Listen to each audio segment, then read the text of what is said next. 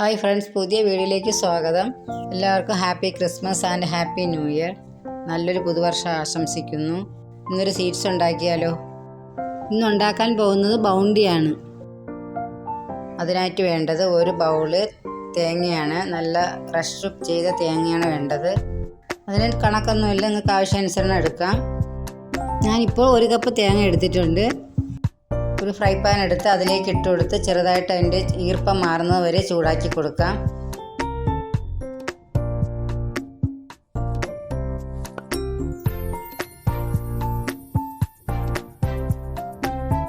തേങ്ങയുടെ ഈർപ്പം മാറുന്നത് വരെ ചെറുതായിട്ട് ചൂടാക്കി കൊടുക്കാം.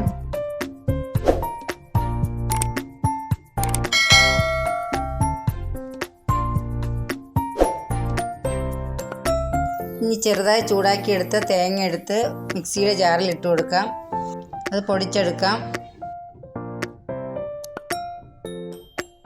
പൊടിച്ചെടുത്ത തേങ്ങ ബൗളിലേക്ക് ഇട്ട് കൊടുക്കാം. ഇനി ഇതിലേക്ക് 1/2 കപ്പ് മിൽക്ക് മെയ്ഡ് ഒഴിച്ചു കൊടുക്കാം.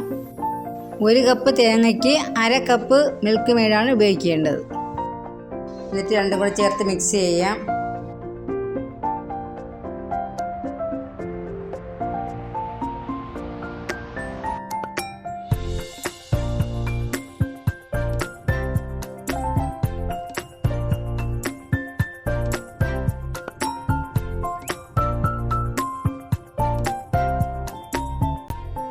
ഇനി ഇതിൽ കാണുന്നത് പോലെ ബൗണ്ടിയുടെ ഷേപ്പിലേക്ക് മാറ്റിയെടുക്കാം.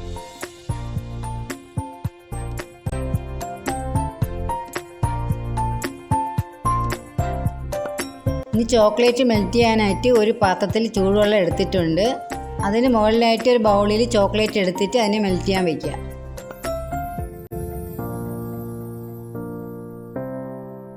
ചോക്ലേറ്റ് മെൽറ്റായി വരുമ്പോൾ നമ്മൾ തയ്യാറാക്കി വെച്ച ബൗണ്ടി ബാർ ഇതിലേക്ക് കോട്ട് ചെയ്യാൻ വയ്ക്കാം. ഓരോന്നായിട്ട് ഇതുപോലെ ചെയ്യാം.